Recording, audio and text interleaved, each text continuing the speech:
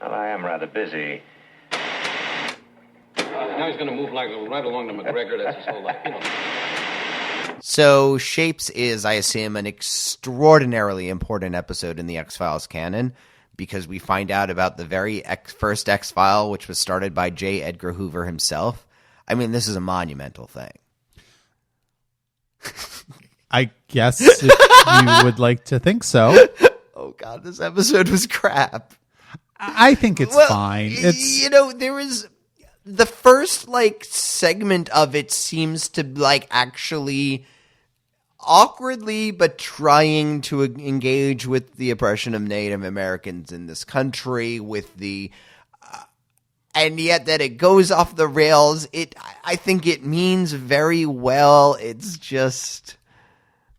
This was an awkward episode. I think let's start there. Well, it is an awkward episode. I think you can take two parts of it, really. The first part is that the mystery supernatural part of this episode, it's a fair to middling episode of the X-Files. It's a fine concept. It's a werewolf thing.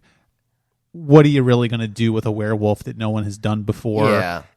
So for me, it's kind of like, Darkness Falls, for example, is... While I don't know if it's a better episode of the show than Shapes, I think that the actual mystery and the monster of the episode is much more interesting because it's something I haven't seen before. Yes, yeah. Basically it's, killer fireflies. Whereas this is, again, it's a werewolf thing. What are you going to do with a werewolf story that no one's done before? And so, afterwards I looked it up because I'm like, all right, how badly did they screw up the certain actual folklore here? So... And there's certain things like apparently Manitou is a more general term for spirit, and it's less, TV cliche. So when you hear, a Native American praying to a great spirit, that Manitou is the word that would be used. Also, if you think... So it's like Yahweh? Essentially, but also more in a sense of, believing that there is, something divine in everything, there is, gods of...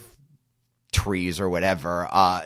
Manitou is the term that would be used. So using it to specifically mean an evil werewolf is an odd choice for the episode. There are legends of, called skinwalkers, which is apparently more of a voluntary curse, turn into a werewolf. See, where the episode initially seems to be going is that, all right, here we have yet another iteration of, the white man trying to beat back the Indians, and you have this rancher who is in a land squabble, and it almost seems like, all right, somebody is using some kind of shape-shifting into a werewolf to, stop this, and then you have an episode which is about, how do you fight back when you are being oppressed? If there were in Dakota Access Pipeline, wouldn't it be great if somebody could turn into a werewolf and slaughter all of the, oil companies? But is that going too far? All of that. But to turn it into then just a bog standard werewolf legend with some Native American elements grafted up to make it seem exotic, I think that's where the episode falls apart. Do a werewolf episode, do a Native American legend episode, but don't smash the two together because then we get something that's very unfocused. I don't know what, this episode starts off being about something and it ends up being not about much at all. Yeah, I think that's all right. And what I take away from this episode specifically is, because I started out talking with this episode about how, okay, you're going to do a werewolf episode. Yeah. Why are you doing a werewolf episode? What is this? Because I feel like the show has actually done a good job of not doing this so far. Yeah. We haven't had a vampire episode. We haven't had I can't think of any other types of monsters, but a lot of different types of monsters. A Frankenstein, sure. A swamp man. What? Yeah, exactly. We had a Jersey Devil thing. We sort of had we had a Jersey Devil thing, but that was not a standard monster that we've had monster movies told over. A werewolf is sort of a very cliche thing at this point, and it's not really doing anything interesting with it. And again, I think you're right that where this could become a good episode is if you have this werewolf thing. What are we doing with it? What is the actual story we're talking about? What are the themes? What are the sort of connections to American culture or American society? What are we trying to say here? And I think it's well-meaning, and I think that the plate of the American Indian, or because part of it is I don't even know what to call them. I've heard different things from different people. The episode itself uses the word Indian, but of course this is 1993. Well, it also uses the term Native American. Yeah. And I have heard different things about Native Americans finding that term to be offensive, Native Americans finding that term to not be connected to who they are. They prefer the term Indian. Some don't, some do. I don't know. I guess like any people, there are a lot of different opinions. Well, I think that's right. But I don't know Yeah. what the consensus is. I think that for me, if you look at the consensus surrounding something like the term black versus the term African American, for instance, the term African American seems to have sort of gone out of fashion, right? And Black Lives Matter is a perfect example. It's not African American Lives Matter, because that is sort of related to a particular place and time in the ways in which we talked about minority groups in America. We don't call gay people homosexual Americans. Yeah. We never did. That would be ridiculous. So I don't, that's part of it is I always struggle with television shows primarily made by white people that are dealing with Indian/Native American culture, because I don't really get a good sense that they're doing this for any particular reason. They're not really treating it as a real thing. And I mean, I'll be very frank.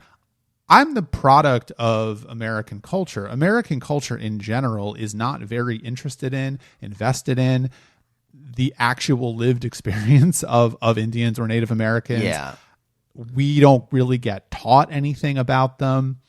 And maybe that's different if you grow up in the American West. I mean, I grew up in Delaware, so we didn't have Indian reservations in Delaware. The first time I came out west, driving around and encountering Indian reservations was a mind-blowing thing, because of course I knew they existed, but it was just kind of this thing where you're like, oh, they're real. Like, Indian reservations actually exist. Going from school, you don't have an idea of what one of these places looks like. Even you just kind of, I think from school I had a vague impression of a few teepees, and that was about it. You imagine it looking like back in the day when and they don't live in teepees. Yeah. I mean, that's not a thing that exists anymore, or at least not mostly exists. At the same time, and especially growing up in the suburbs, you kind of then picture the suburbs as the other option, or the city. These are kind of your options, and it's none of those really. Well, I mean, the episode does some interesting things with that, though. I mean, the first time that Mulder and Scully go into that bar or whatever it is, and everyone's looking at them, the only time that I've ever had any experience of going to an Indian reservation and actually getting out of the car was when I was driving, I think it was with my mother, and I had to use the bathroom, and I guess I didn't realize we were in an Indian reservation. I don't know. Whatever was going on in my head at that point was whatever, and I didn't really think about it. And I go into this supermarket, and I'm the only white person in there, and everybody's looking at me. And I was like, I'm not asking where the bathroom is. This is extremely uncomfortable. Yeah. And, I tell this story not to be like, oh, woe is me as the white person. It's more to say there is an element to this episode which does have an element of truth to it. Well, and that was the part of the episode that I liked. Again, even though Mulder and Scully are looking to get justice to figure out what happened, they are in a place, as several of the characters say, you're all nice and friendly when you want something for us, but what are you doing about the grants that were owed? What are you doing about this? Well, your history is, and those were, again, that was the parts of the episode that meant something, that had something. And in a way, Mulder and Scully are the ones who are best equipped to deal with this situation, going from that, whose side are you on, the victims. Let's not forget the crime they are investigating is the murder of a Native American guy and they are trying to find justice from them. And if it turns out that one of the ranchers had killed him, well, certainly I think Mulder and Scully would see that justice was served in that case. Of course, it turns out to be a little more complicated than all of that. And yeah, the people on the reservation don't know that and have, frankly, no reason to trust them. I am only able to say, oh, Mulder and Scully would do this because this is a couple dozen episodes in, right? Yeah, and I think I think that's right, and I also think that part of what is interesting about the episode and that works about the episode is that the show is very careful not to treat all of the Indian/Native American characters as the same person. Yeah, they all have very different outlooks. They have different beliefs. They are individual people. Yeah. And that is to the episode's credit, because I think a lot of times when television shows deal with, Indians, they're just simulacrums or fulcrum or whatever you want to say. They're just kind of stand-ins for X. Theme park versions. I mean, I think about something like Journey's End from the seventh season of The Next Generation, for example, where that had nothing to do with any sort of real Indian culture. It had nothing to, those characters were interchangeable, and it was sort of like, why are you doing this? Frankly, I mean, talking about Star Trek, we're working through Voyager, where Chakotay is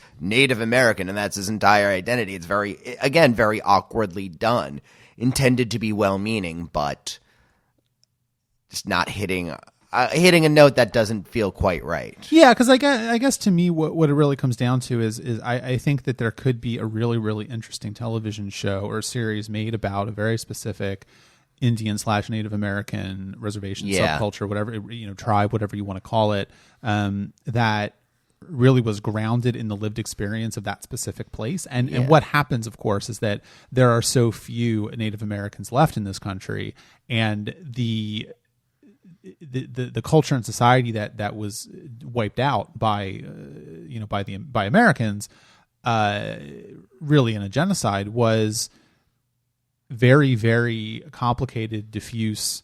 There were many, many different tribes, many, many different nations. They're not all the same thing. It's basically as if it was a stand-in. You created a television episode of the X-Files where they go to Europe, and people are eating baguettes and walking around talking in German, and it just there's elements to it which don't make any sense. Yeah, the one in that Next Generation episode, for example, you could at least say, well, these were several people came to this place. Of course, it was a more of a syncretic tradition, but that's not the case here. I'm thinking about the episode with the Ursat's Amish people that turned out to be aliens. What episode was that called? I don't remember the titles for the It was a couple weeks ago, but that didn't. It was certainly. I think they did. Number one, having them be aliens at the end was the kind of great wacky X-Files thing that I can see myself having to learn to appreciate if I am going to appreciate this show. But also, it didn't say they were Amish. Yeah, that's it. They were similar to and certainly, but created as a distinct thing, as a thing on their own, rather than this group represents all of something. Well, and I think that's right. And I meant to look this up, but I don't know if Trago is an actual Native American tribe or not. It could have been made up for the episode, which I think was probably the right way to go if that's indeed what they did. And I talk about all of this not because I want to talk about this for 25 minutes. We're reaching the limits of our qualifications to talk about this. Well, it's more to do with the fact that, again, I keep going back to what is the purpose of this episode, right? And if you're going to have a werewolf story, fine, as long as you're going to tell an interesting story that is connected to the culture or society of a place. And I don't feel like this episode has a strong enough understanding of this place to be able to connect the werewolf with an interesting story that is saying something about this place. Yeah. Again, if you have people who, if the guy who's killed at the beginning, I don't remember his name, but Joe. Yeah. If Joe is able to, number one, consciously transform into this wolf, and he's able to kill these. I wasn't kidding, by the way. His name is Joe. Oh, Joe. Okay. Joe Good and Snake. That was his Good name. and Snake. That was the another good name. If Joe Good and Snake is able to consciously transform in and out of werewolf form in order to take his revenge to stop these people from taking their land and all of that, then that's a very specific episode. That is, again, about the, is that line being crossed? Is that just of them to kill these ranchers who are frankly going past where they ought to be? You have all these questions that you could be talking about. If he is involuntarily turning into a werewolf, then you have, again, an episode which is about the rage of the oppressed, which is about this thing coming into passionate fire and all of that. You can ask some similar questions, but it just happens to be a werewolf happened, and both the Native Americans and the ranchers are equally scared because it's equally a threat. This is just a bad thing. Well, it's not even equally a threat.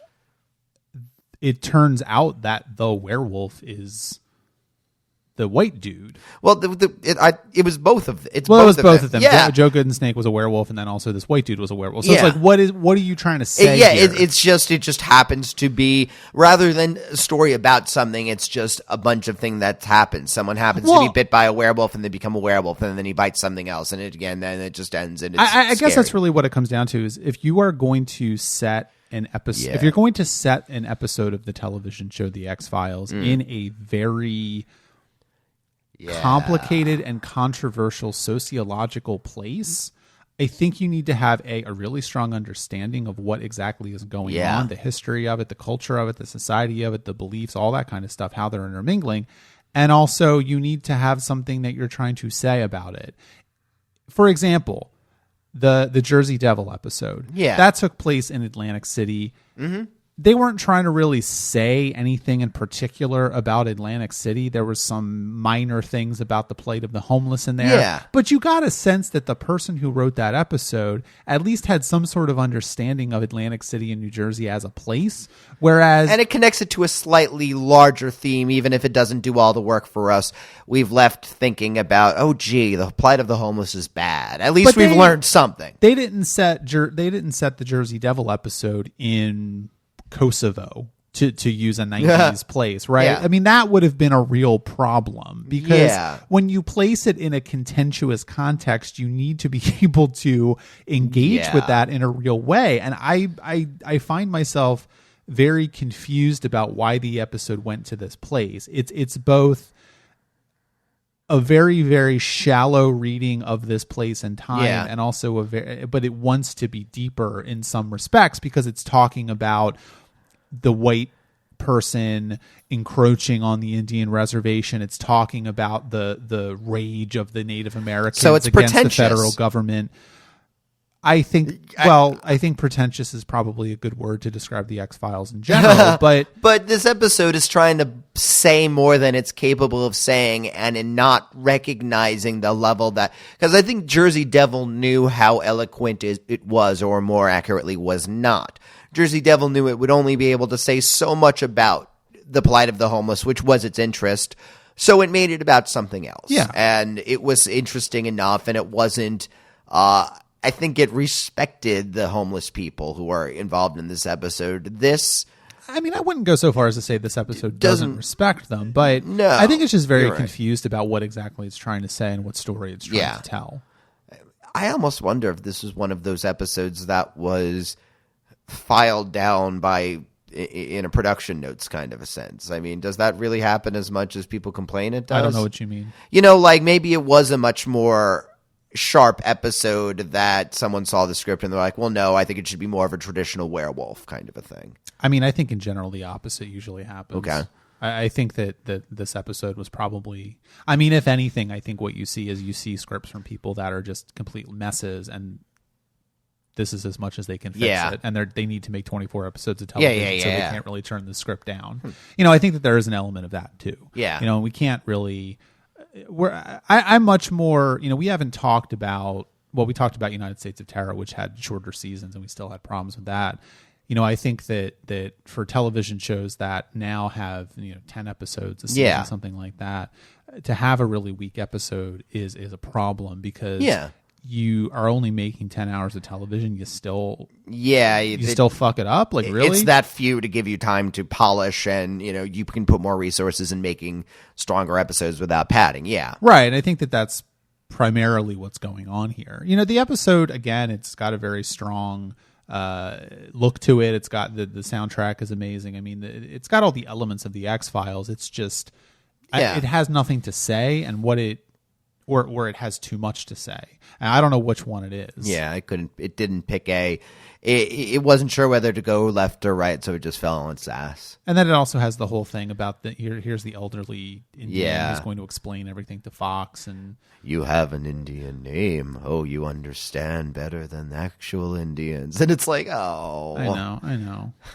And the other thing, too, is this is another episode, again, kind of like Space, for example, where Mulder and Scully don't really do anything. They're just sort of wandering around, and they don't solve anything. They're not, it's the most agency that they have in the entire episode is Scully trying to get permission to autopsy Joe Gooden Snake's body, and she doesn't even get permission. Yeah. So they're basically just reacting to things after they happen the entire episode, and that's not very interesting. Yeah.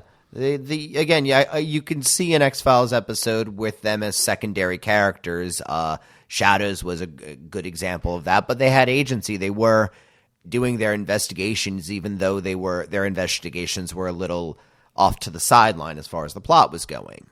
Yeah, exactly. And Nobody was doing anything in this episode. They were they're all just kind of waiting for the werewolf to show up. Right. They're waiting for the werewolf to show up so they can kill him and then go, ooh, and I don't know. The whole thing is just kind of like whatever. And I'm sounding very down on this episode, or you're sounding very down on this episode. Again, We're I all thought sounding down on it, but the first half of the episode was a very interesting drama with them being in a place where they are naturally not necessarily trusted, and one which deals with the very real history of oppression that the Native Americans have and do live in this country. And the other half was a werewolf drama in an exotic location, and it was a competent werewolf drama. It had its scary moments, but the two halves were kind of two different episodes. yeah. And also, I mean, finally, maybe before we move on to Darkness Falls, is your point that we opened the episode with about this being the first X-File. Yeah. Like, why is this the first X-File? That strikes me more as the meddling of Chris Carter or someone else who wanted to make this episode more important than it actually is. Yeah, but because again, that's a very big thing. Whatever you choose to make the first act, I didn't realize until this moment that I was curious. Where exactly did the X-Files start? And it's this. Right. If it were, for example, if the very first X-File were Roswell, because I get the sense Roswell is important to the mythology of the show, something like that, or maybe even everybody knows about Roswell, but the first real X-File was 20 years earlier. Something like that, something to deal with the larger plot of the series. The first X-File was the one that was all of the nations got together and decided to kill this alien. That it's something, make it something big. The first X-File was related to a shitty late first season episode. Yeah. Okay, well, you way to blow that wad. Let's talk about Darkness Falls. So here's my controversial fan theory. I'm ready. That they all died from the bugs in this episode, and the rest of the series is a dying dream. You could make that argument. Okay. I don't agree with it, but you could make it. No. This is an episode that I always really enjoy. Yeah. It's one of my favorites. I couldn't really tell you why. There's something about it that is just fun. Can I tell you, I loved this episode till the last 5 minutes. I think once I thought the episode would have ended with the environmentalist guy, he saves the day, and it turns out he really just meant well and was good the entire time, and they all got off, and you can still have, I think he kind of did. Yeah, but then he dies, and I thought the part where they all get attacked by the bugs, but still somehow miraculously, I thought that was a little stupid. I agree with you. I think that this is a really strong episode for 40 minutes. Yes. And then they didn't know how to end it. Essentially. Yeah. What I did like about the ending, and I guess we're skipping to the end on this, I really do like that exchange where he's saying, well, the government's going to, do their decontamination procedures. They'll take care of this. And Mulder's like, well, what happens if they're not successful? And he just says, that's not an option, Mr. Mulder. I think that line was particularly chilling with the context of the other week where Deep Throat is saying that, yes, there is a procedure on the books that you see a single alien, aliens are enough of an existential threat to humanity that they need to be eradicated. The section, and here's yet another existential threat to humanity. It's this tiny bug. It's not an existential threat. Well, the implication at the end It's an actual threat. Doesn't existential mean a threat to the existence of? Anyway, I always take it more of like a, Gestalt sort of ending of the culture or something. Not really. Well, either way, these bugs and these aliens are felt to be enough of a threat that they need to be utterly eradicated, and we can't even accept the cost of failure. Again, that's a very chilling line about the reach of the government in this show.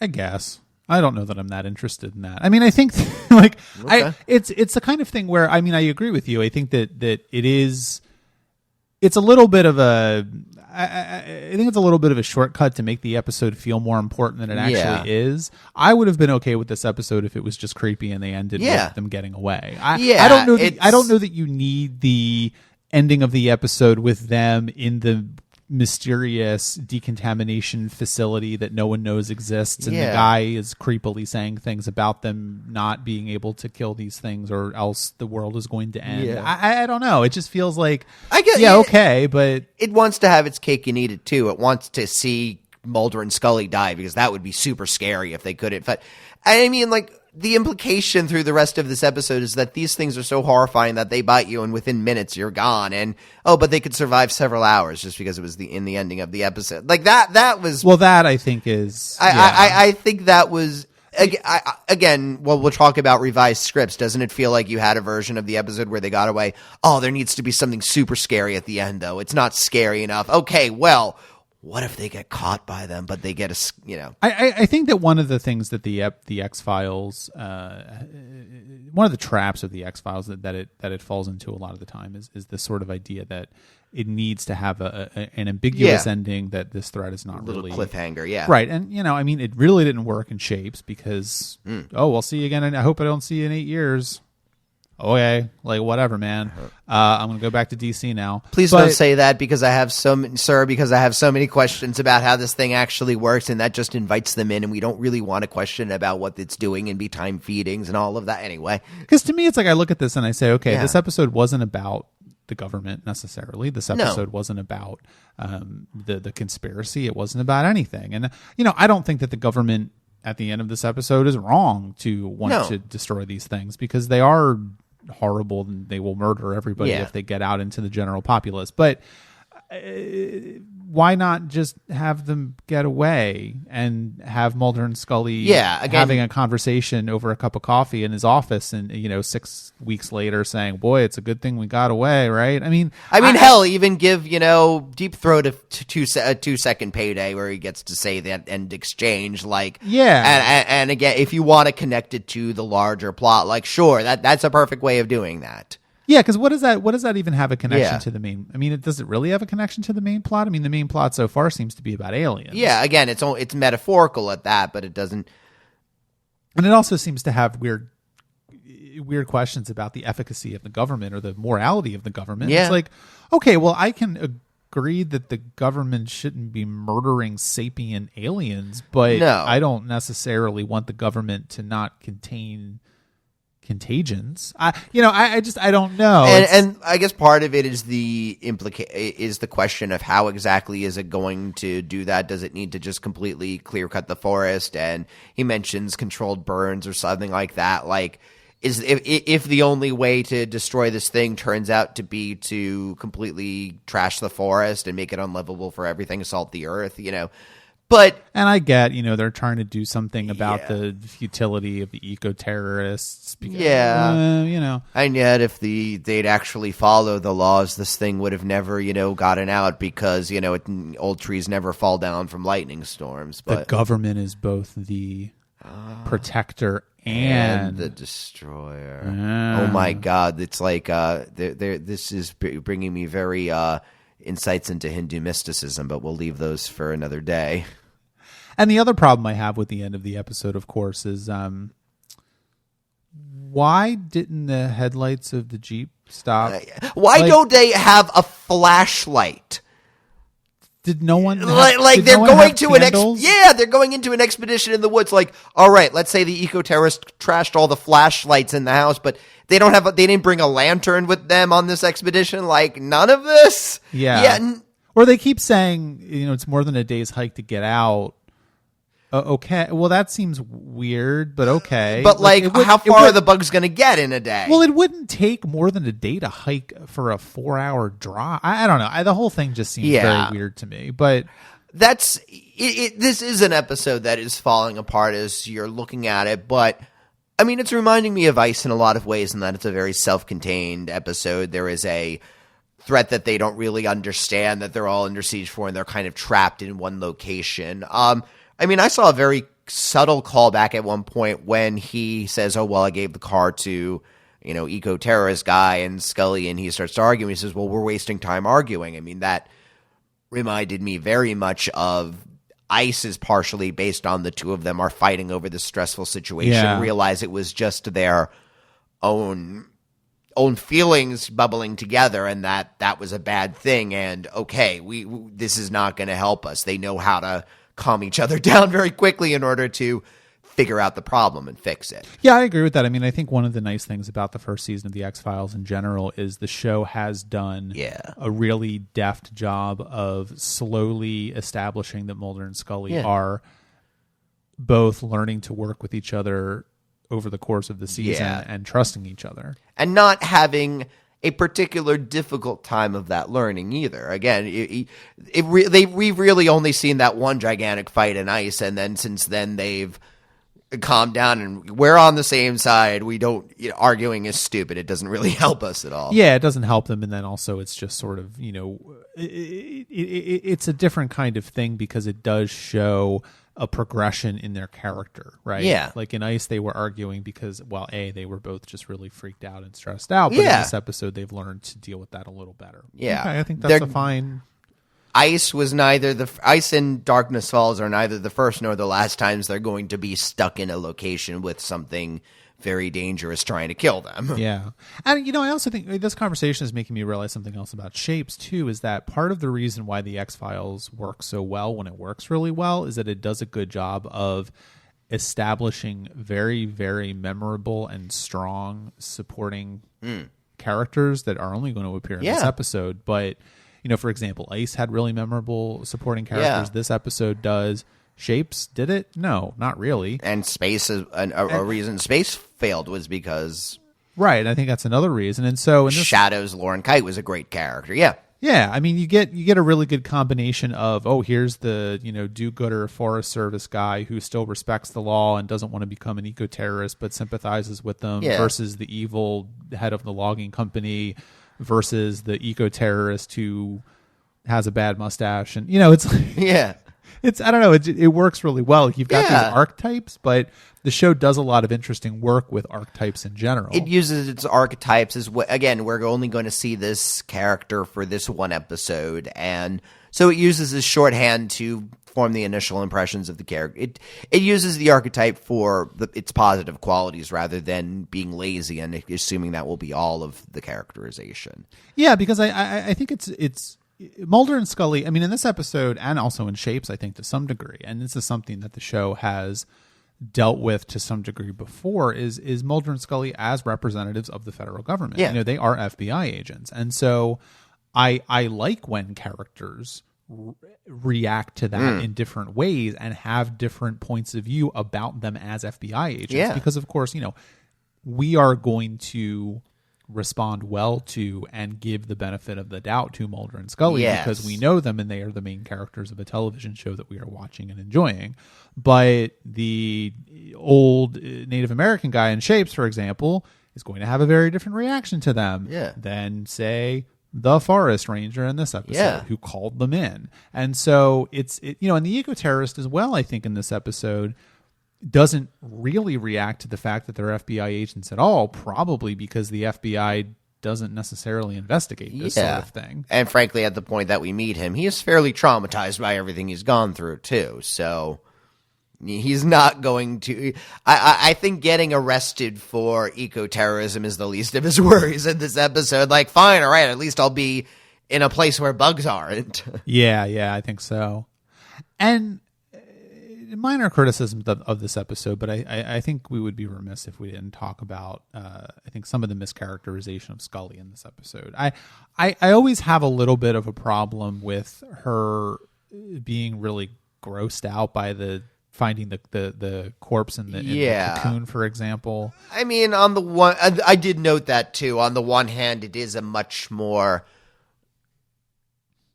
exotic corpse than she is used to seeing, and it's not like she, goes over to the side and pukes or can't do the autopsy. She's disturbed by it because it is a disturbing thing. But that said, that I think it makes more at this point, 17 episodes in, she's seen a lot of exotic corpses. This isn't the worst, but right. And so that's part of it. And then also I feel like her reaction to, that last night that they have in the cabin when they're all very worried about the generator dying and the light going out and they're not able to sleep. I mean, that's all very well done. And that's a good setup for drama because sleep deprived people are going to act in erratic ways.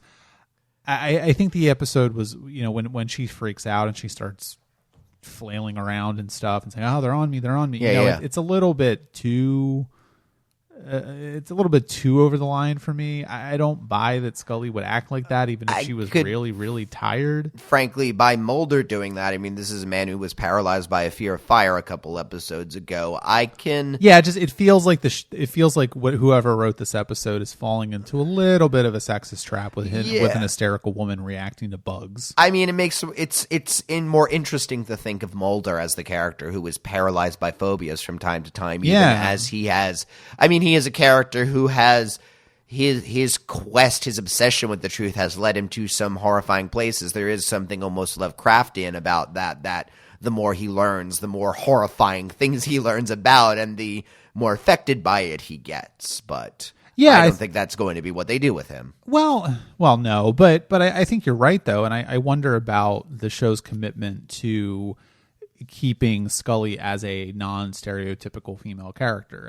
I think the show has done a pretty good job of it, but there have been elements to it which are a little problematic or upsetting. At the same time, she's been fine so far. Let her have a fear of bugs. It's possible that she just does have a fear of bugs, which is why she is so grossed out by this corpse, which is why she's been fine with, she's held her own with the other things. If she has this particular blind spot, it's not the worst. I guess it just feels a little bit stereotypical. Yeah, no, it does. There are more interesting phobias they could give her, but yeah, and I don't even really know that it's a phobia. I mean, the episode doesn't really go anywhere towards saying, "Oh, I'm really sorry, but I have a phobia of bugs" or something. I mean, and maybe that would have been a more, a different underpinning to that. That would have ratcheted up the tension a little more. Yeah, I think it would have, and I think that. Yeah, instead of making it, well, all women are scared of bugs kind of a thing. It's gross, Scully is somebody who is particularly has problems with them for whatever reason, and so this episode hits her pretty hard. Especially since I don't think the show ever goes down that road again. Yeah. So there's that too. I mean, you would think from this episode that maybe Scully would have a phobia of bugs, but I don't think she does. Actually, no, I know she doesn't. Okay. So because of her ant farm? I'll just wait. People that have seen the show before probably know what I'm thinking about, but there's a very it's a very well-known and classic X-Files scene featuring Scully and a bug. So I'll just leave it there. Okay. We'll find out. Well, about allow that. her to find out about that in a couple of seasons. Well, maybe season 1 Scully has a bug phobia, but she gets over it by that point. Well, that's true. The entire second season is a. Does she have sex with a bug? No. Oh, okay. That's really where I didn't know how it would be. I didn't know if it would be like I'm picturing a gigantic bug that like out of the Metamorphosis that she falls. No, well, like it could have happened. It's the point not is, like that episode from the first season of Buffy the Vampire Slayer. No. Oh my God. No, it's not. No. All right. Well, the other thing that I'm never sure if it's really a criticism of the episode or if it just bothers me is Okay, so the head of the logging company is just a huge asshole. And okay, that's a character choice. It's a strong character choice. Because one of the things, again, that the X-Files has to do when it wants to construct secondary characters that are memorable or interesting is their archetypes, and they just have these personality traits, and they mostly only have those personality traits. I guess it's sort of like a Smurfs situation or something.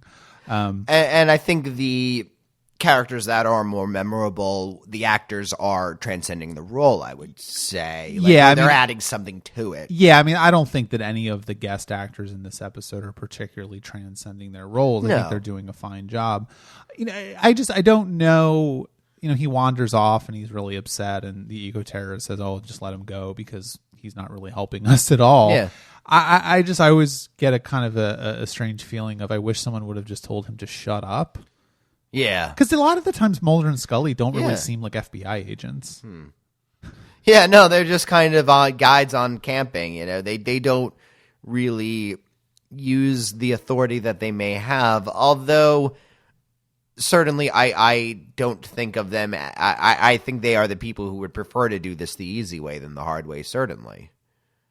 Well, I certainly think that Mulder's prevailing interest here is not dealing with this guy. It's discovering the mystery of what's going on in this episode. Yeah, but they don't really have a... You would think that as FBI agents, protecting civilians would be a fairly high priority, especially, again, a couple of weeks ago, hostage situation. You can't shoot somebody because the book says to protect the civilians. Again, you would think that in this case, the safety of the eco-terrorist and the logging company owner, and to a secondary degree, the ranger, just because he is more able to take care of himself in that situation. And what happened to the poor ranger? I got the sense I got the sense he was bitten, but still alive. Didn't they show him in the quarantine? No, I don't think so. Oh, well, who knows? That's a mystery that they just leave at the end. It's like, oh man. Well, no, because Mulder is dying, and that's really just him going into heaven, which is why it's all white. And so because he really doesn't, because the Ranger doesn't exist in Mulder's heaven, only Scully does, that's why. I think you just broke my brain. That's great. Yeah, and I mean, again, the end of the episode, since we're talking about it again, is the last thing I'll say about it is partially why I'm not super invested in that is because the show does that kind of thing much better later. Yeah. So that's part of it too, I think.